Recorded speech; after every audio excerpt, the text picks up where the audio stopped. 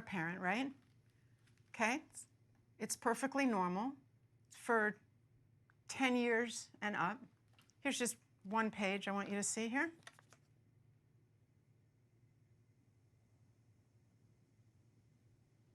For 10 and up, huh?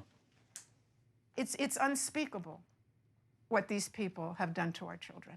When did that start? When was it decided that we need to start teaching kids about this stuff at such a young age?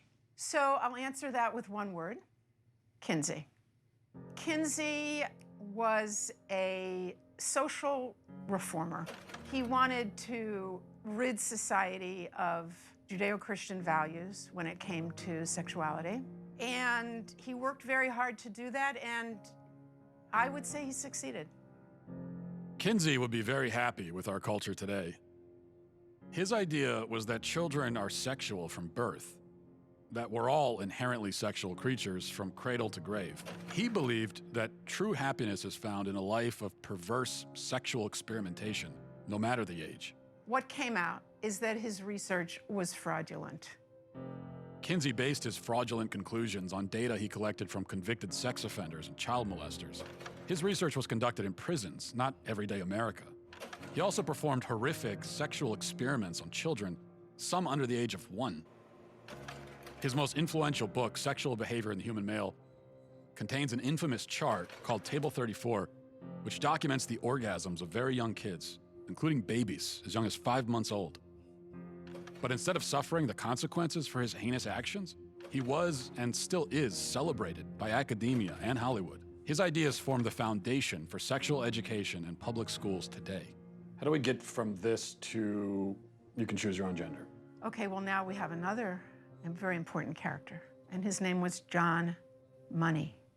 John Money was a psychologist and professor at Johns Hopkins University. Gender ideology was his brainchild. In fact, he coined the terms gender identity and gender roles.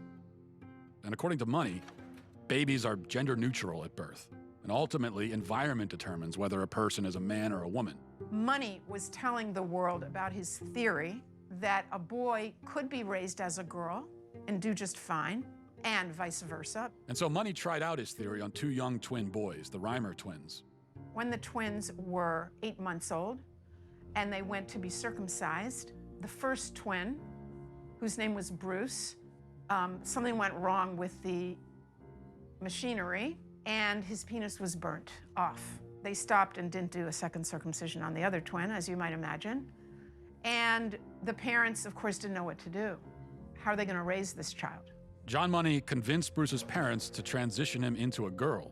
Money also conducted sexually abusive experiments on the twins throughout their childhood, including forcing them to simulate sex acts on each other. He reported up to the age of 10 that this was a complete success.